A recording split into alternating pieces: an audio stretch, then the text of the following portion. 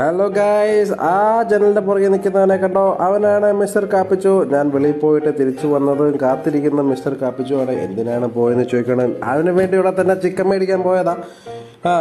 പക്ഷെ ഒരു കാര്യമുണ്ട്, ഇവനെ വെയിറ്റ് ചെയ്തൊക്കെ ഇവിടെ ഇരിപ്പുണ്ടെങ്കിലും പോയി ഗേറ്റ് അടച്ചോ ഇല്ലേന്ന് നോക്കിട്ടോ, അല്ലെങ്കിൽ അവൻ റോക്കറ്റ് വിട്ടവർ ആ ഡോറ് തുറക്കുമ്പോൾ പുള്ളി ഓടും കേട്ടോ. ചാടി വന്നു പോയി, ഒറ്റ റോക്കറ്റ് പോലെ പുള്ളി പോയി.